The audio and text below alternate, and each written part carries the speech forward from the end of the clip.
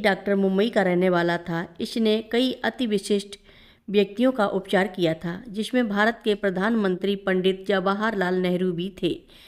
यह व्यक्ति स्वभाव से अत्यंत कठोर था, लेकिन इलाज के दौरान यह दूसरों की मालिश भी कर दिया करता था। यह डॉक्टर एक बार महाराज जी के पास गया। उस समय एक स्थानीय भक्त भी उनके पास बैठा हुआ था। उसे देखते ही बाबा जी दूसरे कमरे में चले गए।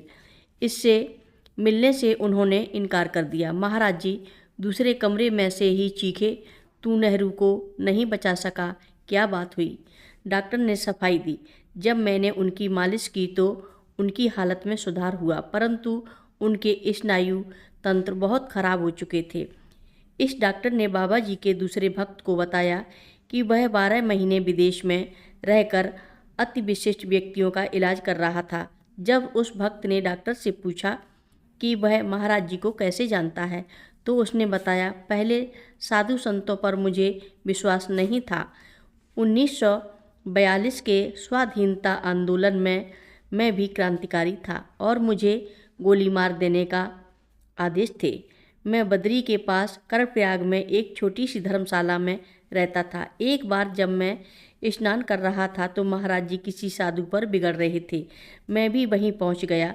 जब महाराज जी का गुस्सा शांत हुआ तो उनकी नज़र मेरे ऊपर पड़ी। उन्होंने मेरा हाथ पकड़कर कहा, तू भूखा है, इस कमरे में जा। कमरे में ताज़ी पूड़ियाँ और सब्जी रखी है, खा ले। कमरे में गया और जितना खा सकता था खाया। महाराज जी ने फिर कहा, अपने पास बाद में खाने को कुछ और रख ले और भाग जा। घंटे भर में ही यहाँ पुलिस आएगी। तू तिब्बत निकल जा, पर इस रास्ते से मत जाना, दूसरे रास्ते से जाना। मुझे महाराज जी पर कुछ संदेह हुआ, अतः मैं अपने एक मित्र को महाराज जी के पास ही छोड़ गया। घंटे भर में ही एक पुलिस अधीक्षक कुछ सिपाहियों के साथ मुझे खोजता हुआ वहाँ आ गया। वह महाराज जी को भी जानता था। उसने मेरे बारे में महाराज जी से जानकारी चाही। महाराज जी बोले, कौन आएगा इस समय यहाँ?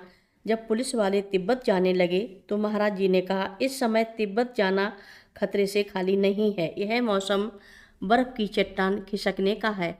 अगर तुम लोग इधर जाओगे तो हिमस्खलन से तुम्हारी मौत हो जाएगी। लौट जाओ, वापस हो लो। और पुलिस बैरंग पार्टी वापस लौट गई।